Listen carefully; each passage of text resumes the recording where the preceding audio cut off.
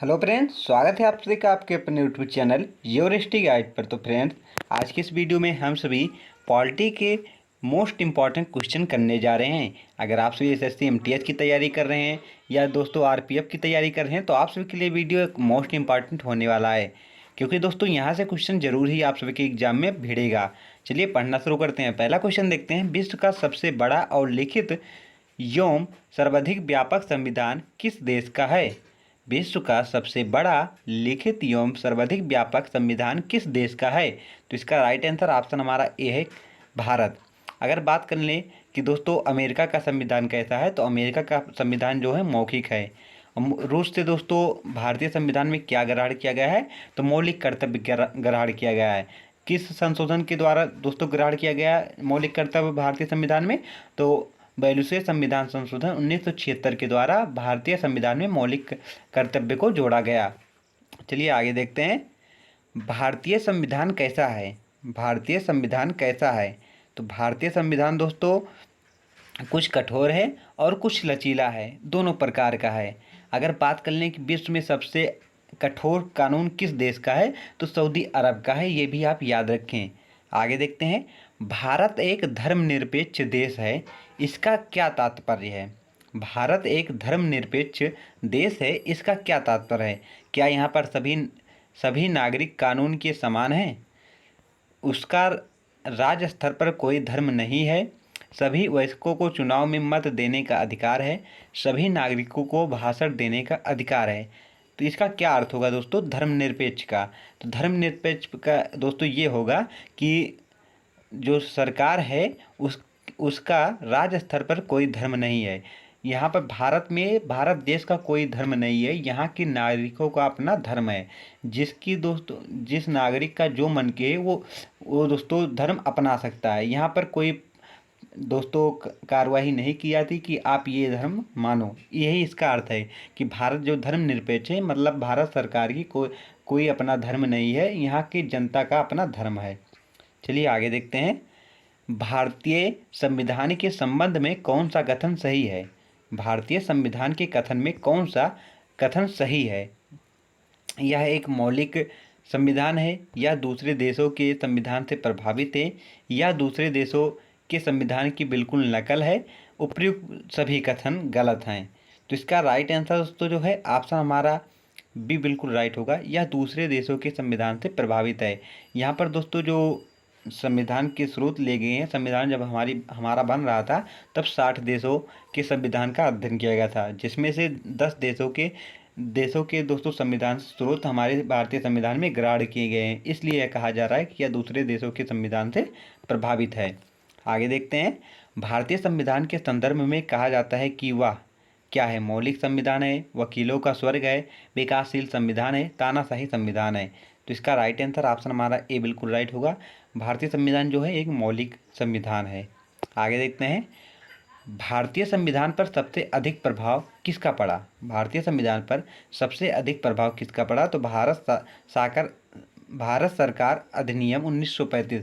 दोस्तों भारत शासन अधिनियम 1935 से जो हमारे संविधान में 395 अनुच्छेद हैं, उनमें से 250 अनुच्छेद दोस्तों भारत शासन अधिनियम 1935 से लिया गया है। इसलिए कहा जाता है कि भारत का संविधान है उस पर सबसे अधिक प्रभाव भारत शासन अधिनियम 1935 का पड़ा। आगे देखते हैं। भारतीय संविधान का अभिभावक कौन है? या फिर आपसे भी पूछा जाए भारतीय संविधान का संरक्षक कौन है, या भारतीय संविधान का पिता किसे कहा जाता है, ये आपसे से पूछा जाए तो ये सभी का दोस्तों राइट आंसर क्या होगा? तो ऑप्शन हमारा डी बिल्कुल राइट होगा, सर्वोच्च न्यायालय।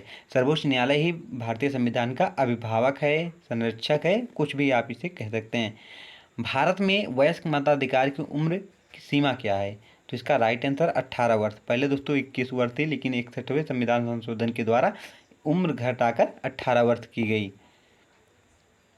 भारतीय संघीय व्यवस्था की एक विशेषता है। भारतीय संघीय व्यवस्था की एक विशेषता है। क्या विशेषता है दोस्तों? तो शक्तियों का एकीकरण। शक्तियों का एकीकरण ही दोस्तों भारतीय संघीय व्यवस्था की एक विशेषता है। आगे देखते हैं। भारत के संविधान में संघीय शब्द की जगह किन शब्दों को एक स्थान दिया गया? भारत में संघीय शब्दों के स्थान पर किन शब्दों को एक स्थान दिया गया है? तो राज्यों का संघ। भारत एक राज्यों का संघ है। इसका वर्णन दोस्तों भाग 1 में अनुच्छेद 1 में किया गया है। तो जो संघीय शब्द है इसके स्थान पर क्या क्या प्रयोग किया गया है? राज्यों का संघ। आगे देखते हैं, भारतीय संविधान में कितनी अनुसूचियां हैं? जो भारतीय दोस्तों संविधान है उसके मूल, यहाँ पर क्वेश्चन ये होना था दोस्तों कि जो भारतीय संविधान है, जो शुरुआत में संविधान था, मूल संविधान था, उनमें कितनी अनुसूचियाँ थी? तो 8 अनुसूचियाँ थी, लेकिन वर्तमान में कितनी हो गई हैं? बढ़कर 12 हो गई हैं। ये भी आप याद रखिएगा। तो मूल संविधान में अनुसूचियों की संख्या पूछे तो 8 होगी, अगर वर्तमान में पूछे तो 12 हो गई हैं। आगे देखते हैं, भारतीय संविधान का आप किस प्रकार वर्णन करेंगे? भारतीय संविधान का आप किस प्रकार का वर्णन करेंगे? तो इसका राइट आंसर ऑप्शन हमारा दोस्तों सी होगा, विश्व के सबसे विस्तृत संविधानों में से एक है। भारत का संविधान कहता है तो विश्व के सबसे विस्तृत संविधानों में से एक है। आगे देखते हैं, भारत का संविधान मान्यता प्रदान करता है। भारत का संविधान जो है वो मान्यता प्राप्त करता है। किसे प्राप्त करता है? तो धार्मिक एवं भाषाई अल्पसंख्यकों को। किसको? धार्मिक एवं भाषाई अल्पसंख्यकों को यह मान्यता प्राप्त करता है। आगे देखते हैं, भारत में किस प्रकार की शासन व्यवस्था अपनाई गई है? भारत में किस प्रकार की शासन व्यवस्था अपनाई गई है? तो राइट आंसर ऑप्शन हमारा बी बिल्कुल राइट होगा, ब्रिटिश प्रणाली। मोस्ट इंपॉर्टेंट क्वेश्चन है दोस्तों, ये कई बार एग्जाम में पूछा गया है, इसलिए आप सभी इसे जरूर याद करिएगा। भारत में किस प्रकार की शासन व्यवस्था अपनाई गई है?